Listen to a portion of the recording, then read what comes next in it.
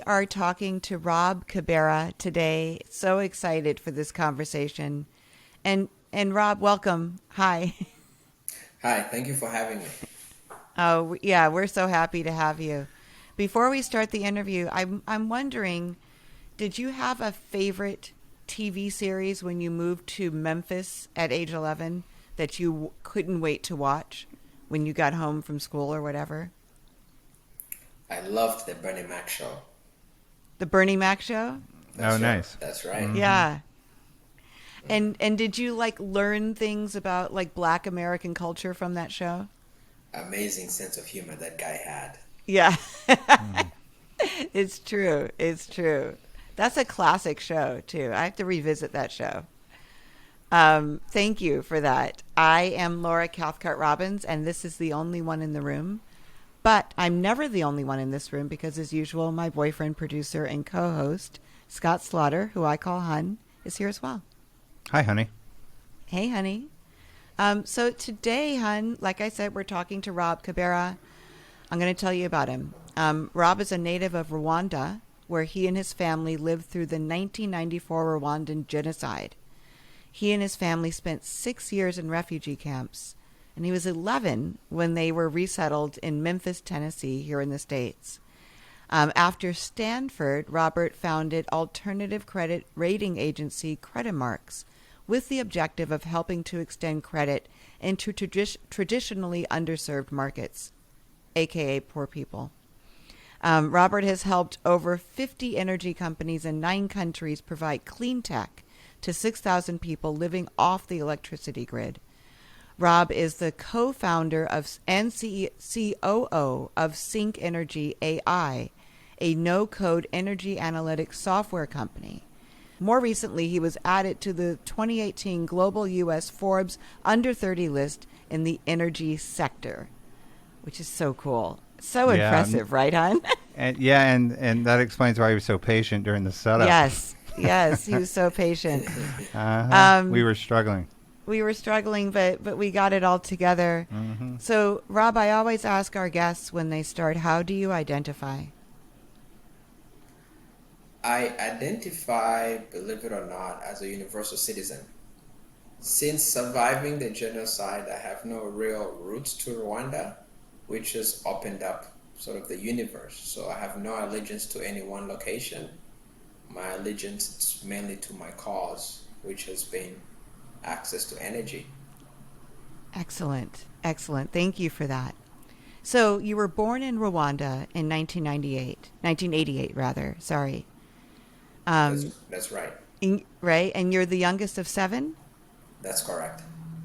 So, can you briefly? I don't want to take a lot of time with this, but I really want to know if you'll repeat that history lesson that you gave to me on the 1994 Civil War over cows, I believe it was.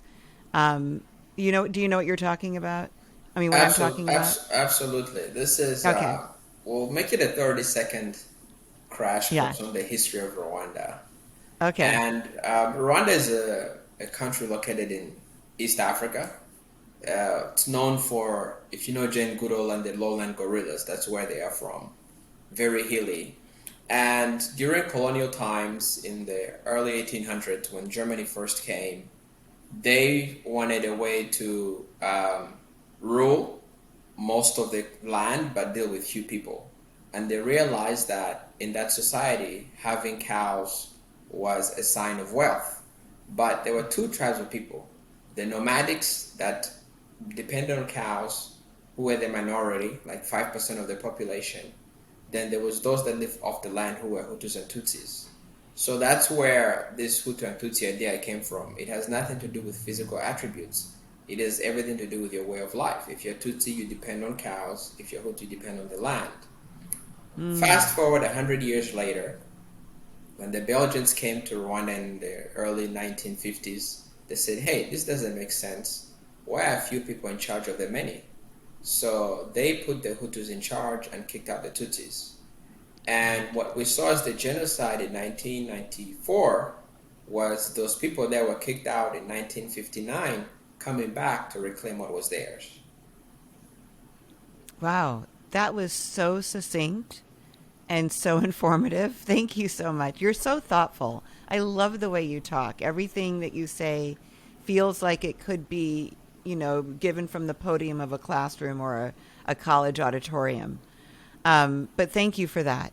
So, so now I want to go to, you told me that you have a memory of your mom cooking and then hearing that the president was shot. Is that correct?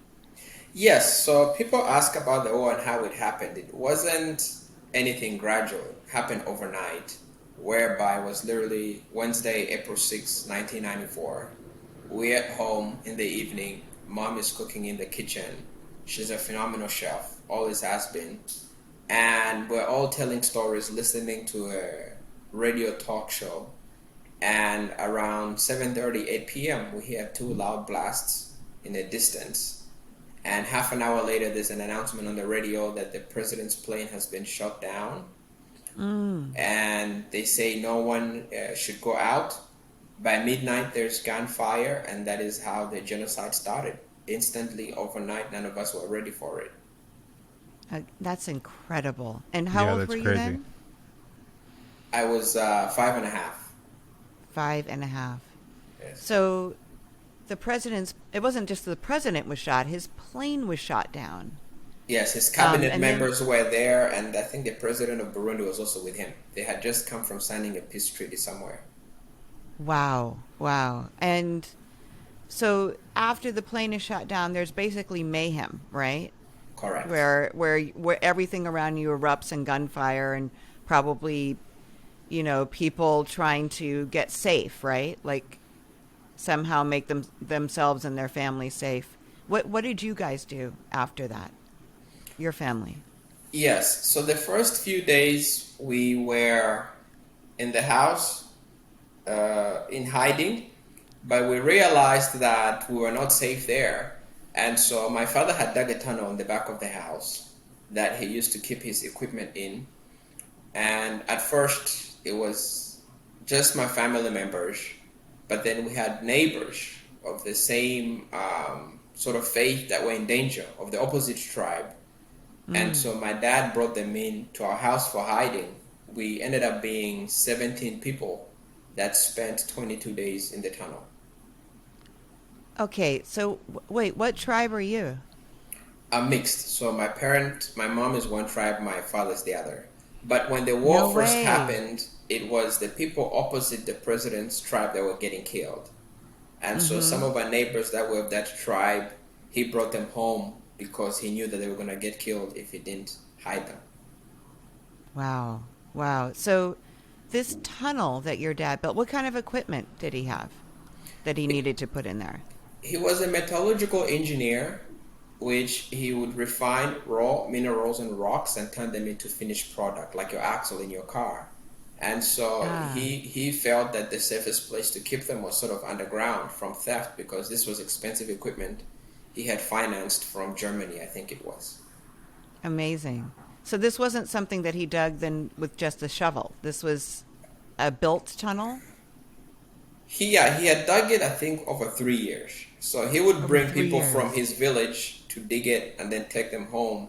So he didn't use local people because, of course, if you use local people and they found out, they'll probably come and rob us. Wow. And then, so how did you breathe in the tunnel? Like, where was the oxygen source? There was little oxygen, so it was an L shape, right? It went down, I think, about 20 feet, and then across maybe another 8 feet or 12 feet. And the top of the tunnel, when we went in, we took in a folding ladder that we stretched to get down, and then after we got down, we sort of folded it next to each other. And we put plywood to cover the entrance of the tunnel. So much so that eventually when the rebels came to our house and found that our house was locked from the inside, they spent 3 days trying to break into the house. Oh, wow. And when they finally did, they were looking around for who was there, and they didn't. So they used our house as their base. And no. they actually used the entrance of the tunnel as their restroom. And as gross as that was God's answer to our prayers, that they would never suspect we were there, because you never suspect people where you do your business. Right, right. So, wow. So that was 22 days of you and two or three other families, you said? Yes. Hiding in this tunnel that's now built under a latrine pit, right? They're Yes. using that for their latrine. Oh, what happens when you leave? Why do you leave? Why do you think it's safe to leave? And then what happens when you do leave? Yes. A few times we go up to inspect the situation and things are not good, but finally we run out of food. We took in a few things, some rice, some beans, some sugar. Those things run out, and we decide it's better to die quickly by a bullet than starve to death. Oh. And so we finally, when we ran out of food, we went on our knees, said our prayers, and went out. And when we did, the rebel forces, which were the opposite tribe of the president, were controlling the area. And so because my dad had saved several of our neighbors of that tribe, they returned the favor and did all the talking. And because it was their tribesmen talking to them, they were more understanding and courteous. And when we had finally come out, the whole area was desolate. Houses broken, dead bodies everywhere, dogs eating meat, live with dead people. But they were still fighting nearby, and so they told us literally after 24 hours of leaving the tunnel that it was no longer safe, and we had to hike 70 kilometers to the safest place. So if you see movies about war, you typically see people carrying their things on their head and hiking. That was that hike. But that hike was, for us, 70 kilometers nonstop in the middle of dead bodies. Sometimes people are getting pulled aside and getting killed because they had political activities. And so we pretty much had to keep moving until we had left the war zone. And 75 kilometers, what's that in miles? Do you know, around roughly? Maybe 50 if I had to say. 55 miles. So you are 5.5 years old, the youngest of your family, and you have what, like a little bag? Do you have any belongings with you at all? We had very little belongings because most of this stuff happens very randomly. When I tell people about the experience, they say, "Oh, did you bring your bag, your emergency kit?" There is nothing. When a bullet starts flying where you are, you don't have it. You can't even bring your driver's license. You just run for your life. So it was such a situation. But on that walk, my dad jokes about it, which is, he says I was more of a man back then than I am now, because evidently I didn't complain the whole time. You were a trooper. It was hard to complain because as we were walking on the road, you'd see people that would stop and you'd sense a sense of grief and desperation in their families. Or you'd see people that would stop because they were fatigued. And when I saw that, I was like, whatever happens, I'm going to keep my little legs moving. I don't want to be that person because nothing good is going to come from that. So just kept it moving. Wow. And you had your entire family with you, so that also probably felt fortunate, right? That you were all intact. Yes. Yes. So Rwanda is teeny. It's a really small country. I mean, I know that a lot of Americans, including myself at times, think of Africa as a monolith. Like, did you go to Africa? Or I went to Africa. People often don't even say which country they went to. They just talk about Africa. But Rwanda is teeny. It's between do you say Tanzania or Tanzania? The second one. Tanzania, Botswana, right? It's near there. Congo? Close, yeah. It's surrounded by Congo, Uganda, Tanzania. A very tiny country. Very tiny. And is it up in the hills? 1,000 or hills. You have a lot of hilly. It's called the land of 1,000 hills. That's right. Yeah. So were you walking up and down those hills? Yes, some of the places we did go had hills. Yes. Wow.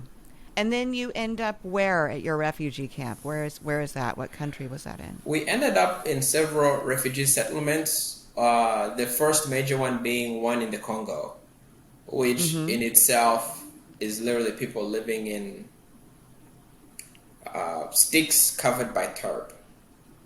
Right. And when it rained, there's mud everywhere. So that place was super less than ideal. And of course, again, the rebels are there and people are getting killed. And we determined we weren't safe there. So that's when we eventually moved to Uganda. Mm.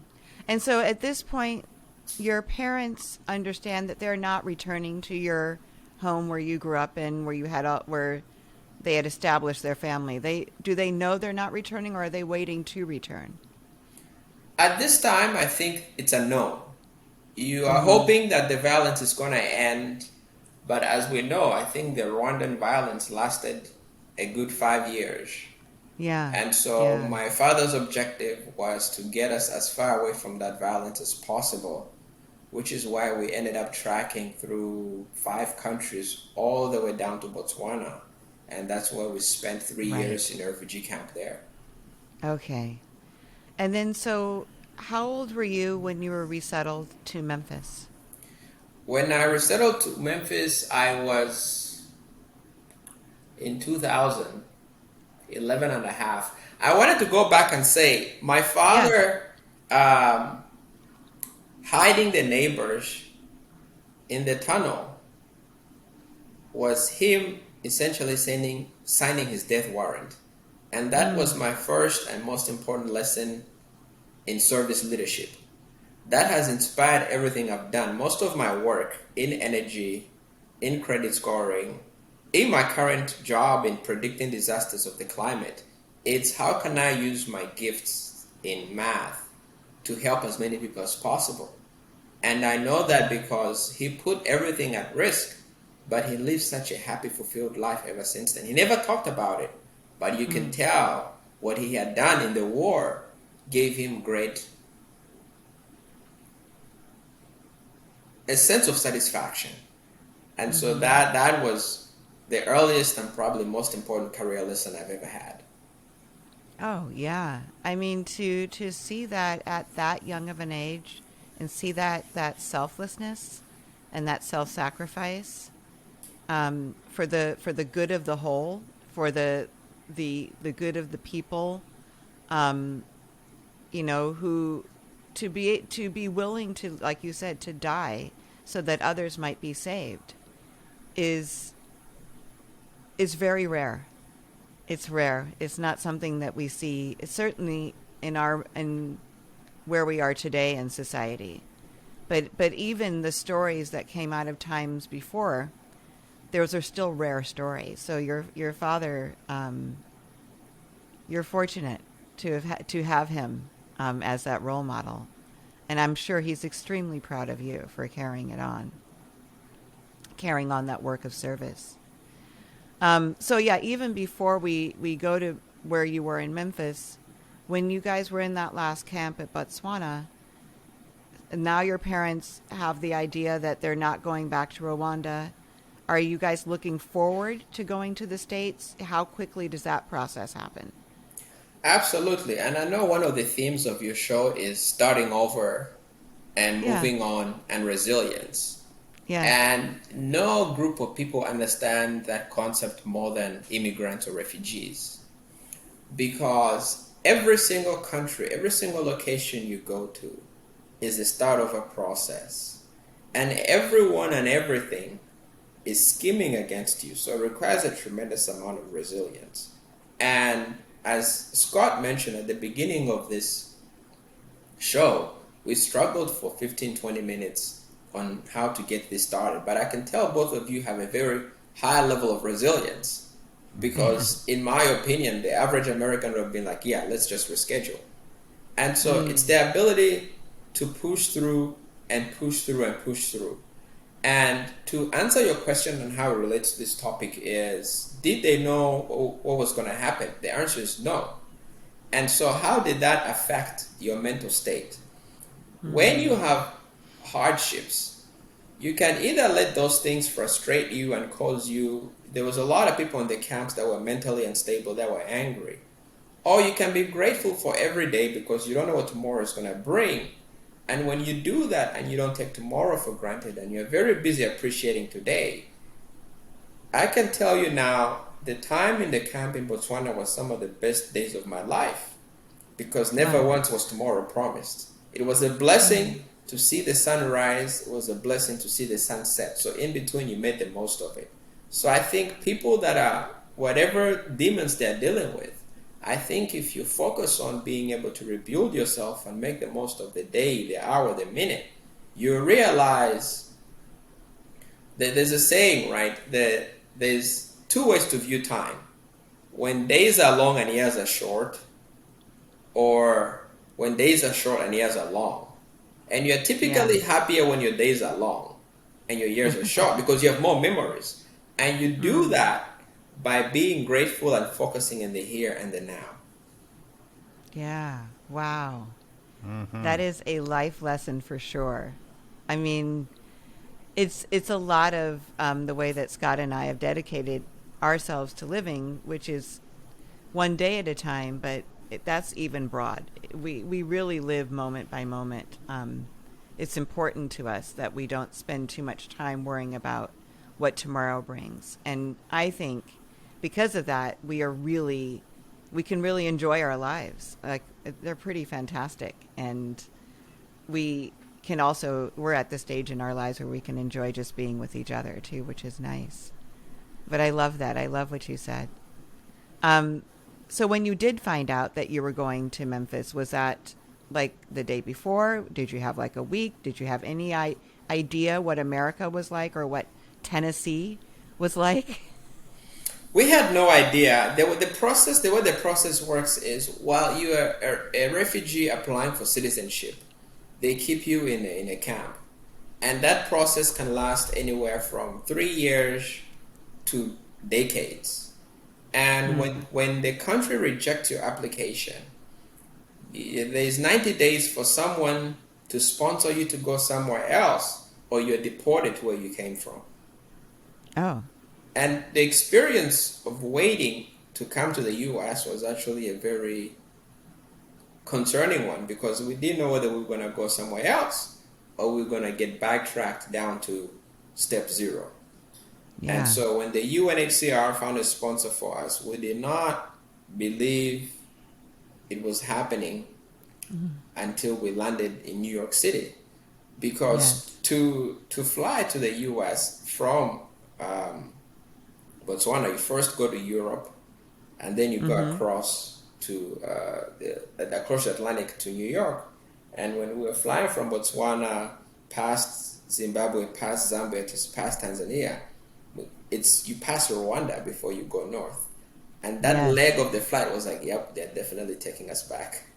But then you get to Europe, then you get to the US, and you're like, okay, maybe this is a chance at a fresh start. Right. Wow. So you resettled in Memphis. You go to school there. All your siblings go to school. Is that right? Are all your siblings school age at that point? No. So the people that came to the U.S. was me, my two parents, and my three siblings. So the four of us. The others were in other parts, has sort of taken different routes. So it was 6 of us, and the 2 older ones tried to apply for college. And so it was me and the girl that I followed that started middle school and high school. Okay. So I'm actually going to I'm going to make a big jump now. Okay. You said that you have your mother's looks and your father's personality, right? Like the perseverance. That's it. So tell me, how does a genocide survivor relocate it to the States, go from there to Stanford, and then working with former President Obama? How does that happen? Talk to me about that journey. Yes. So my path evolved from my experience in the camp. And by that, I mean, when we were in the camps, especially in Botswana, when you are an immigrant in any country, you are not treated very nicely. The example I give is look at how we treat people from Mexico in the US. Not very nice. And the US is a first world country with a lot of resources. The poorer the country, the worse they treat you. And if you're a refugee, it's even worse. And so in the refugee camp in Botswana, we were treated very badly. And the only way I had to be able to get even was to do well in the classroom. And so I studied hard, not to pass, but to get even. And I became very, very good at that. And part of my work now stems from we didn't have access to electricity in the camps. And when I needed to read a book, I read it after dark. It was at night on a kerosene lamp outside. And I remember every time I was reading at night, because Botswana is in the middle of the desert, the Kalahari Desert, the wind would blow the kerosene lamp out. And I remember asking myself two basic questions. Number one, how do we get lights on down here for everyone? And number two, how do we keep the lights on so that they don't go off every time, such as this kerosene lamp? Right. The answer to that first question was my initial work in East Africa with the 50 companies and 9 countries. My obsession with energy has been from that very night. And then the second question is, how do you keep the lights on? It's what I do now. When we have hurricanes and wildfires and snow and ice storms, can we model and predict that stuff before it happens so that people are not in the dark? And that's what I'm doing now. So to answer your question, my drive from the camp to the US to Stanford to what I do now, it was not so much excellence.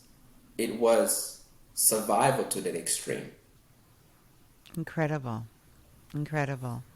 And again, I just have to applaud the thoughtfulness of your answers and how you connect everything. And I'm just thinking about the call that you and I had before this interview, and you were the first person who asked me about me and the podcast and where we started. After I had, finished asking you all my questions, no one's ever done that before.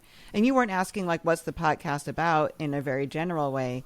You really wanted to know the journey that started it and what was behind it, because you said it was important for you to know the characters of the people that you were going to be conversing with and talking to. And that just blew me away. And it really speaks to who you are now that I'm getting to interview you. I understand.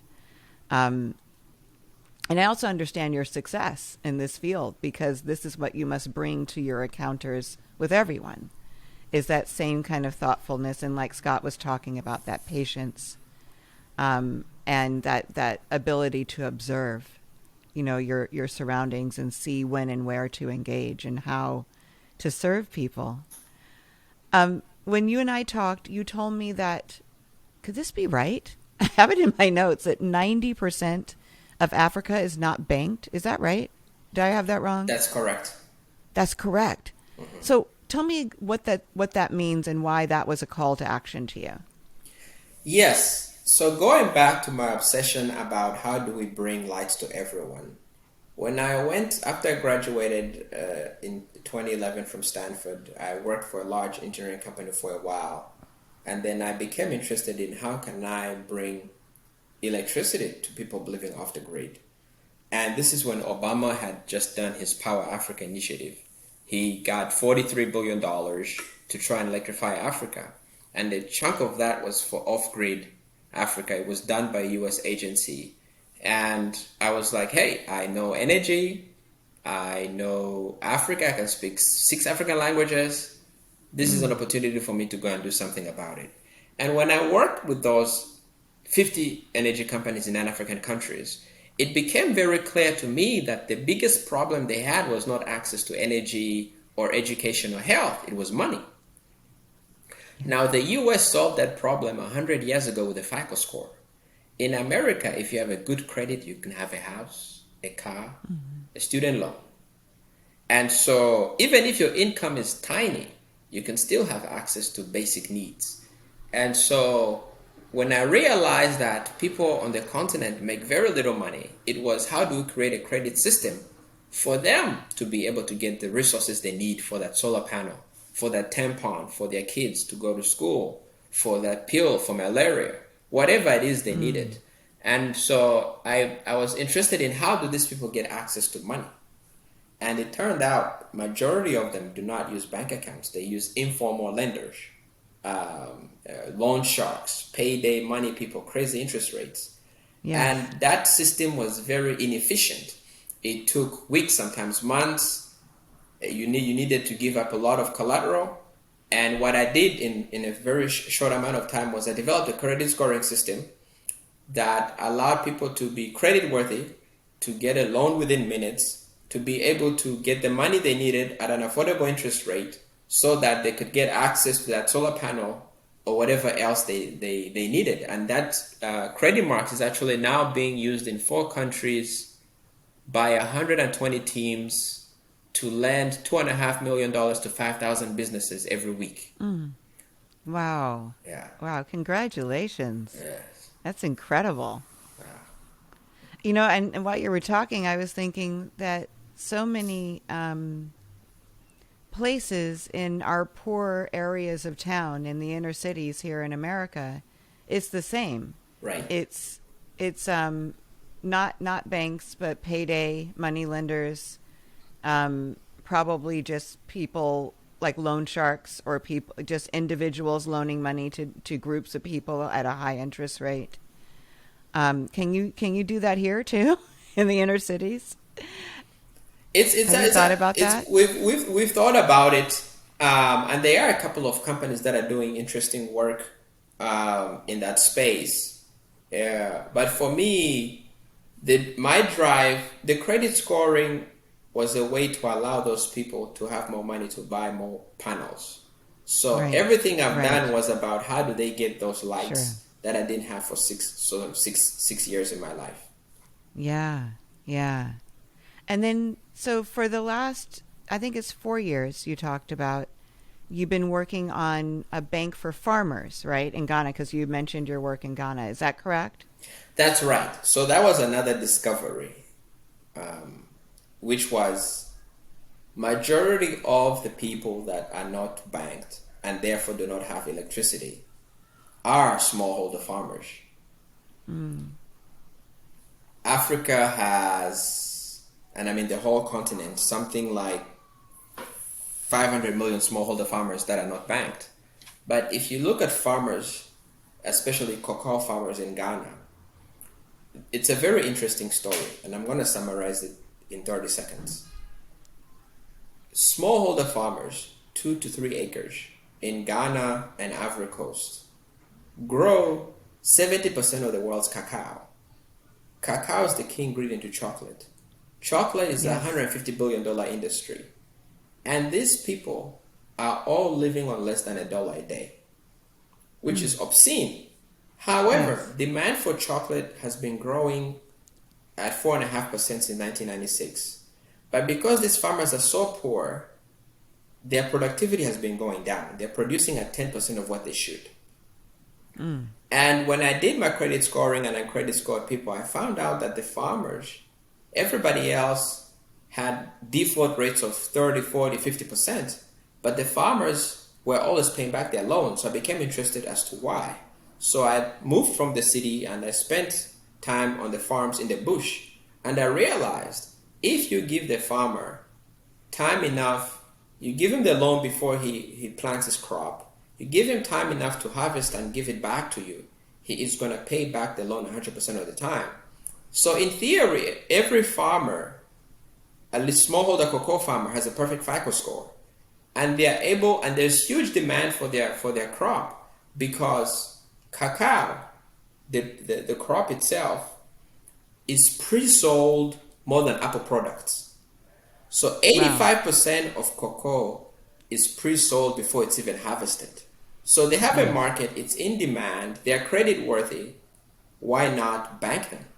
And so the thesis for that project was, let's create a financial institution for these people because they're the largest population on the continent, and banking them is the single most important way to end poverty for 500 million people in one generation. Wow. That's that's actually more than I can wrap my head around right now. But I know that I use cacao in my smoothie every day. Oh, and if we I don't know- have it, she is like lit up. If you like chocolate, you like my business. Uh-huh. Yes, Oh yeah. there we go. That's how I can wrap my head around it. I love your business. Then Yes. I love your business. Wait. I want to make sure I get both these questions in because I know we're running short on time. You're now working in the U.S. You're working in the U.S. right now, right? On AI, or on an AI company that predicts disasters. Is that right? Weather disasters. That's correct. Or natural disasters. That's correct. Can you tell us a little bit more about that? Yes. So today, when there is a hurricane on the East Coast, we wait for the hurricane to happen, and then we send crews to assess the damage, and then we send people to fix it. But we have enough data and enough computational power to be able to compute what the risks are going to be beforehand. So we can now know which tree is going to hit which power line, cause how many people to lose power, how many incidents, how many hospitals, how many schools, how many devices are going to go down, and how long all that's going to happen. And we can predict all that information up to 96% accuracy 4 months in advance. So now, when we have crazy weather, whether it's wildfires or hurricanes, if we know it beforehand, we can prevent some of those things, or if they do happen, we can minimize the damage they have on people. What about earthquakes? We don't specialize on earthquakes because there's a whole bunch of companies that do that. So we specialize in the other four, which is tropical storms, wildfires, snow and ice. Okay. Yes. Well, not most of, but a lot of my family lives in Florida where there's a lot of tropical storms and hurricanes. So that's much appreciated. And our Scott's daughter, my bonus daughter, the young one who lives in Vermont, has the snow and ice. So you'll be predicting things for a lot of our family and keeping them safe. And we are the wildfire state, so Yeah. And we are the wildfire state. That's And true. I want to sort of tie this to, I think, because I'm sure whoever's listening is like, okay, this guy does great stuff. What does this have to do with me? And long time ago, a mentor of mine in Memphis told me, look, Robert, the meaning of life is to discover your gift. The purpose of life is to give that gift away. And all these things I've done, the energy, the credit scoring, the disaster prediction is risk. I discovered growing up in a war zone, I was very comfortable with the risk. So when things go wrong, people freak out. I'm very comfortable. The trick was, can I find a way to put that risk into math? And so my gift was quantifying risk. And the way I'm trying to give that gift away is anything that's highly uncertain, can I measure it, predict it, so that it can be prevented? So the credit scoring was financial risk. The disaster is weather, natural disaster risk. But it's the same thing. To me, it's from those early days in refugee camps of being in absolute uncertainty. How do you become comfortable with that? How do you put numbers to it and then predict it so that a lot of people are benefited from that? Ah, that's beautiful. I love that. And thank you for tying it back to that, because I know that most of what you do now stems from that time in your life, but it does relate to all of us because of that, you know. And I say that thing about the gift again that your mentor told you. The goal of life is to discover your gift. Yes. And the gift of life is the purpose of life is to give that gift away. So the goal of life is to discover the gift, and the purpose of life is to give it away. Yeah. That gift away. And I would postulate probably your gift is a combination of resilience and storytelling. And I think your purpose is this show, to talk to people and bring out people's resilience so that they can feel better about it and come from this state of just surviving to thriving. And so I appreciate you for that. Well, I appreciate you, man. And I'm going to really, take another look at the news when they're showing refugees and, you know, the internment camps at the borders, and think about, more than I normally do, what it might be like for someone there, and how we as a nation are treating them, because of this talk with you today. That was really eye-opening for me too. Okay, the last thing I wanted to talk about before we close is, I don't know if I have this right either, but I wrote down that you said you've been left in charge of your family, which is like 75 people. Is that right? That's right. Okay, so can you tell me about that, and why you? Yes, so my dad passed away 2 years ago, and Sorry. in my family, we sort of think of like the Godfather. Every time the Godfather dies, he has to pick a new head of the family. So for Don Corleone, it was Michael, and so I'm sort of in that role. And my extended family is large, and they depend on me for everything, decision making, small or big. So in my late 20s, it's like, yeah, take over this family and make sure it goes forward. And that was such an amazing experience, because it's one of the key takeaways for that was a lesson in humility. The only way everyone in the family can feel that they can relate to me is if they can talk to me. And the only way they can talk to me, from the 4-year-old nephew all the way down to the grown people, is if I'm humble enough to listen to them.